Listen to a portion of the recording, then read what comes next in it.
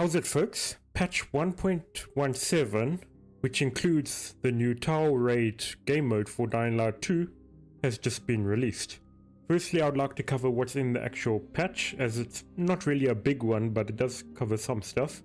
And then I'll go into more detail about the actual Tower Raid afterwards. The footage in the background playing should be from a couple of different runs of me running through the tower. So if you want to avoid being spoiled by it, maybe just listen to me in the background.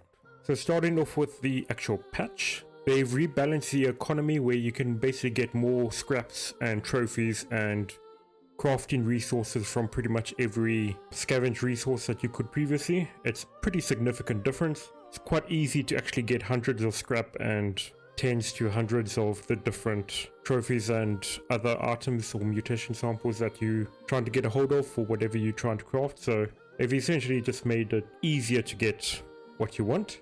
They've also reworked Jay and added new items to his shop, including the issue that some people had where progress was reset back to 1 in New Game Plus saves. They've also increased all ways of earning reputation points with Jay, so it's not as much of a grind as it used to be, so it's a bit better now. And they've also added 5 new levels of rewards, which if you can, try and aim for getting that shotgun that fires fire bullets. Its base damage is lower than the golden shotgun you can get from Jay as well. However, it basically instant kills things with its long range fire shell blast. It's a lot of fun to use and it's very effective. I've actually just replaced the golden shotgun with that new shotgun. And on top of that, if you had missed out on the Scorpio when it was available for a limited amount of time, it is now part of his store shop thing. So if you get to rank 11, I think, or rank 12, one of the two, you can now get the Scorpio and Tribal Machete as well. Moving on to co-op improvements, they focused on 3 features and enhancements for co-op experience, starting from joining players from the main menu. You need to have unlocked co-op in your last save, and then you will be able to join people straight from the main menu that are currently in game. There's also an option to quickly rejoin a lost session if you lose connection to a session. And then they've also improved the UX and UI of co-op sessions, including giving an explanation on what to expect in terms of story progress saving and character progression saves. And then they've also added a new level 5 chase music for the Nightmare mode that introduced level 5 chases. And then there is also a bit of free content now available. I'll have the link in the description down below, but first up is the Vola toy, which is a charm that reduces stamina consumption when swinging your weapons, but it also keeps track of how many volatiles you've killed with that specific weapon, which is quite nice. Next up is the Pilgrim's Weed Hacker, which will be available from July the 2nd, and it will only be available for free until July the 11th, after which it will end up in the armory on the Pilgrim's Outpost for Pilgrim tokens. And then finally, you can also get a Peacekeeper's Hammer Basher as a Twitch drop if you watch someone play DL2 for 2 hours before July the 4th, if they have drops enabled on Twitch. Otherwise, the specific changes with the actual patch is a bunch of quest fixes and some UI changes and a couple of technical fixes, and added some more stuff to the dev tools. I'll have this full list linked as a pinned comment, but isn't really anything new added in with that. And now let's move on to the actual Tower Raid, the main point of this whole update. Starting off with, it is only available now until July the 18th. They treating it as a sort of open beta where they can get the feedback from a whole bunch of people playing it and then revamp some stuff and fiddle around with some stuff before actually releasing it properly. So it's going to be going through 3 different phases, starting off with the current one from June 27th, which was yesterday, which starts off with 12 floors, 20 modifiers, and 5 more levels at J's to progress through and 5 new rewards to get for them. And then phase 2 starts on July the 4th, where they add 3 new floors, which brings it to 15 in total, 10 new modifiers, which brings it to 30 in total, and 4 new rewards, up to a total of 9, and including a new elite mode difficulty, which makes you complete 4 floors instead of 3 against harder enemies and with tactical stamina on, but you would also get better rewards. And then on July the 11th, up until it ends on July the 18th. It will be phase 3, which adds 6 new modifiers up to a total of 36, 3 new rewards up to a total of 12, and double JRP reward for completing tower raids. If you want to get started with tower raids, you need to have completed the Lost Armory quest that you get from Jay, which you should be able to get the first time you ever reach the central loop. And then you basically just go to his Pilgrim Bounty board right next to where he sits in the fissure, and then go select tower raid from there. Once you start, you basically begin in the sort of lobby.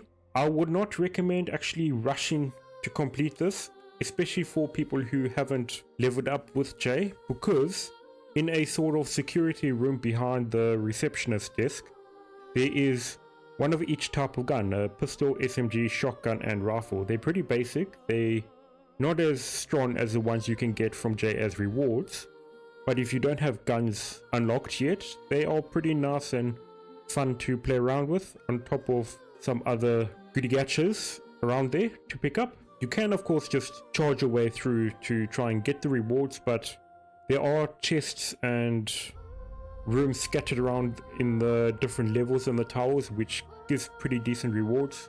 Every tower raid run I've done, I've picked up at least 3, sometimes 5 legendary weapons. And then of course, whenever you complete a tower raid, you get a guaranteed exotic weapon as one of the drops. On top of that, you also get of course all the loot bags from killing enemies, and then you can also get maxed rank immunity boosters, toughness boosters, regen boosters, muscle boosters. So really nice buffs you can pick up by exploring as well, and it's also very good for farming resources. So with its current implementation, I would definitely consider it one of the best ways if you're trying to farm resources or even just farm new weapon types. You won't be able to get any good armor through the tower raid at the moment, so if you're still trying to make different builds for your character, then you'll still need to do other events and missions or farm other volatile halves or whatnot to get armor drops. On top of that, each time you enter a new level, there's a chance of a modifier being applied, with a couple that will make things easier for you and some that will make things harder for you.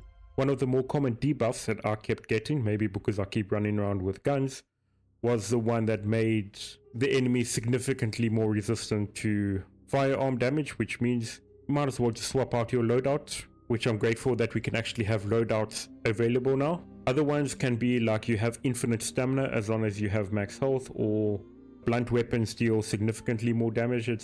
There's quite a nice range of different modifiers to spice things up a bit. There are different objectives ranging from defeating a boss type monster on specific levels to running through a level as quickly as possible, otherwise you take too much damage if you spend too long on it, to trying to open in an electric gate and waiting for it to slowly rise up while hordes of zombies come at you. It's quite a nice variety of it, which keeps it a little bit fresh.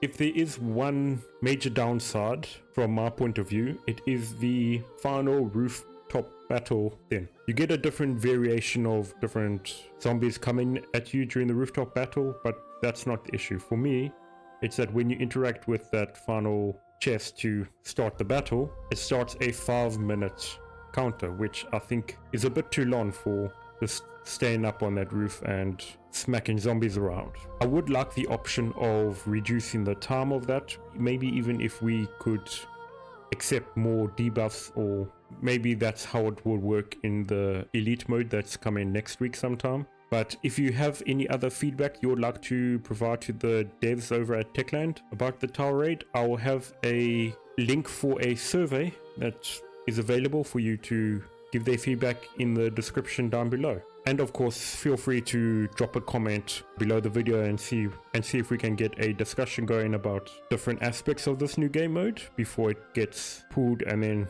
adjusted for its final release. Otherwise, that's pretty much everything for this update for Dying Light 2. Hope you all have a fantastic day. Take care and cheers for now.